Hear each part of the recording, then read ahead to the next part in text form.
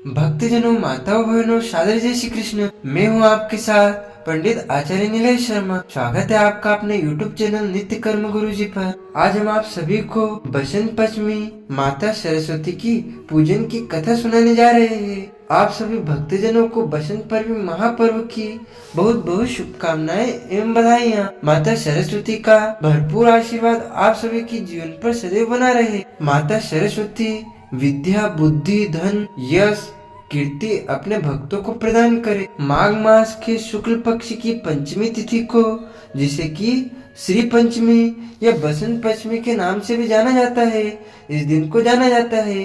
इस दिन का बड़ा ही विशेष महत्व माना गया है। वैसे माघ का महीना जो कि सभी प्रकार के पापों को नष्ट करने वाला है, माघ का महीना प्रत्येक दिन जो कि अपना महत्व है। इस दिन का माह के महीने में गंगा स्नान करना, दान पुण्य कार्य करना, भगवान विष्णु का पूजन करने का विशेष महत्व होता है। इसी व्यक्ति के सभी प्रकार के पापों का नाश होता है। और वहीं पे माघ मास के शुक्ल पक्ष की पंचमी तिथि के दिन श्री पंचमी बसंत पंचमी का त्योहार मनाया जाता है। और इस दिन पूरे विधि विधान के साथ भगवान गणेश, माता सरस्वती और बसंत ऋतु के आगमन में जो कि कामदेव और रति का पूजन किया जाता है। यह शुभ फलों को प्रदान करने वाली है तथा सभी प्रकार के जीवन में समृद्धि को प्रदान करने वाली है। जो भी भक्त सच्ची श्रद्धा के साथ, नियम और निष्ठा के साथ बसंत पंचमी तिथि के दिन माता सरस्वती की आराधना करते हैं, तो माता सरस्वती अपने भक्तों को ज्ञान, बुद्धि, विद्या प्रदान करती है। इस दिन जो कि माता सरस्वती का जन्म दिवस के रूप में माना जाता है, इस दिन को मनाया जाता है।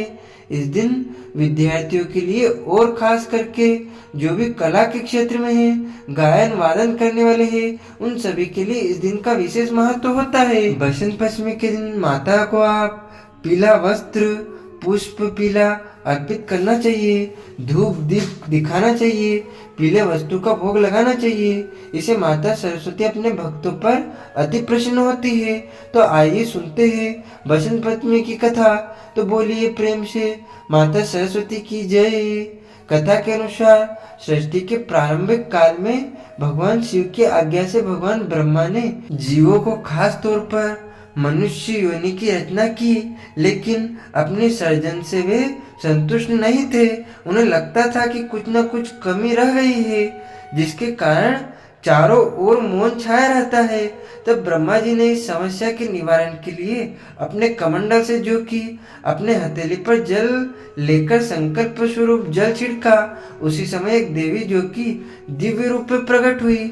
यह स्वरूप एक चतुर्भुजी सुंदर स्त्री का था, जिनके हाथ में वीणा तथा दूसरे हाथ में वर मुद्रा थी। अन्य दोनों हाथों में पुस्तक एवं मालाएं थी। और देवी ने भी ब्रह्मा के कहे अनुसार उस देवी ने वीणा का मधुर वाण यानी कि वीणा का मधुर गायन किया, जिससे संसार में समस्त जीव और जंतुओं को वाणी की प्राप्ति हो गई। जलधारा में कोलाहल व्याप्त हो गया, पवन चलने से सरसराहट होने लगी। तब सभी देवताओं ने शब्द और रस का संचार देने वाली उन देवी को वाणी की अधिष्ठात्री देवी सरस्वती कहा और उन्हें वाणी का देवी कहा जाने लगा, यानी कि उन्हें सरस्वती देवी का नाम प्राप्त हुआ और इन्हें वाग देवी भी कहा जाने लगा। माता सरस्वती को जो कि वागेश्वरी, भगवती, शारदा, वीणा वादिनी और वाग देवी सहित अनेकों नामों से जाना जाता है, पूजा जाता है। यह विद्या और बुद्धि प्रदान करती है। संगीत की उत्पत्ति के कारण यह संगीत की भी देवी है। बसंत पंचमी के दिन को इनको प्रकट उत्सव के रूप में मनाते हैं। माता सरस्वती के रूप में जो कि बुद्धि, प्रज्ञा तथा मनोवृत्तियों की संरक्षिका है, यानी कि उनकी रक्षा करती है। हमें जो आचार और मेधा है उसका आधार भगवती सरस्वती है। इनकी समृद्धि और स्वरूप का वैभव अद्भुत है। पुराणों के अनुसार भगवान श्री कृष्ण ने माता सरस्वती को प्रसन्न होकर उन्हें वरदान दिया था कि वसंत पंचमी के दिन आपकी आराधना की जाएगी और तभी से इस वरदान के फल स्वरूप भारत देश में वसंत पंचमी के दिन विद्या की देवी सरस्वती की पूजा होने लगी, जो कि आज तक जारी है।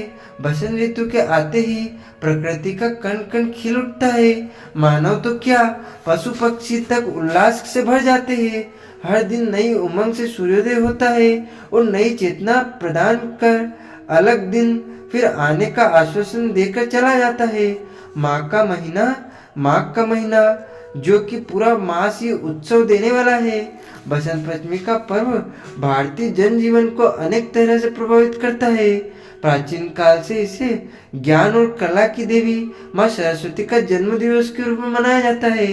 जो शिक्षावादी भारत और भारतीयता से प्रेम करते हैं, वे इस दिन माँ शारदे की पूजा कर उनसे अधिक ज्ञानवास की होने की प्रार्थना करते हैं। कलाकारों के लिए तो कहना ही क्या, जो महत्व सैनिकों के लिए अपने शस्त्रों और विजयादशमी का है, जो विद्वानों के लिए अपनी पुस्तक और व्यास पूर्णिमा का है, जो व्यापारियों के लिए अपने तराजू बाट बही खाते और दीपावली का है, वही महत्व कलाकारों के लिए बसंत पंचमी का है।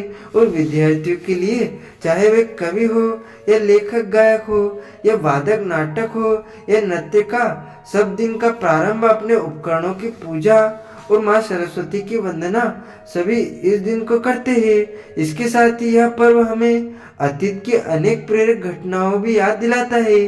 सर्वप्रथम तो यह त्रेता युग से जोड़ती है।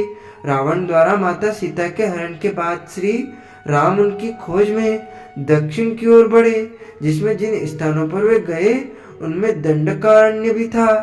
यही सबरी नामक भिलनी रहती थी। जब राम उनकी कुटिया पर पधारे तो वह शुद्ध बुद्ध को खो बैठी और चकाचक चक कर मीठे बेर राम जी को खाने के लिए दी।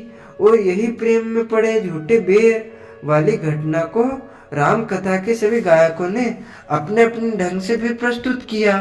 बोली सरस्वती माता की जय।